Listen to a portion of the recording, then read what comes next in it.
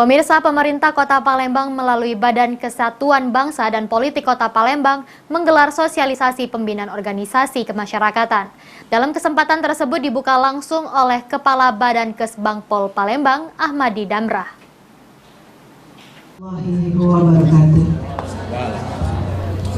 Pemerintah Kota Palembang melalui Badan Kesulitan Bangsa dan Politik Kota Palembang menggelar sosialisasi pembinaan organisasi kemasyarakatan pada Selasa 29 November 2022 bertempat di Grand Atiasa Convention Center.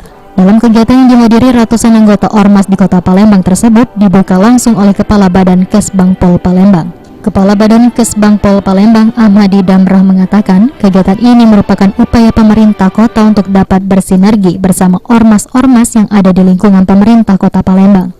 Dalam hal kegiatan yang bersifat positif sesuai dengan tujuan awal terbentuknya ormas itu sendiri, agar nantinya ormas yang ada dapat berkontribusi mensukseskan pembangunan dan peningkatan pelayanan kepada masyarakat di Kota Palembang.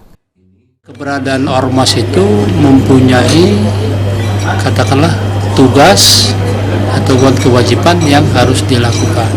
Nah, ini tentunya sangat syarat dengan ormasnya, ormas apa, kan gitu.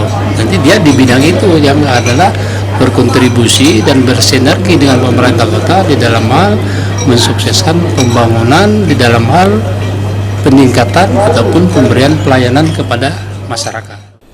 Ahmadi Damrah menambahkan kegiatan ini juga sebagai upaya untuk mengingatkan kembali terkait keberadaan ormas itu sendiri, sehingga dalam pelaksanaannya sosialisasi ini juga melibatkan penegak hukum seperti kejaksaan untuk memberikan pemahaman terkait implementasi aturan dan rambu-rambu bagi ormas. Pembinaan artinya mengingatkan kembali atas keberadaan daripada ormas itu sendiri sesuai dengan aturan-aturan yang ada. Makanya di sini kita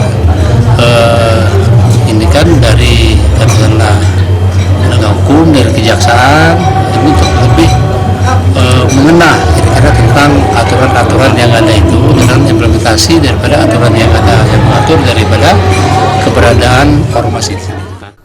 Sandi Pratama, PAL TV.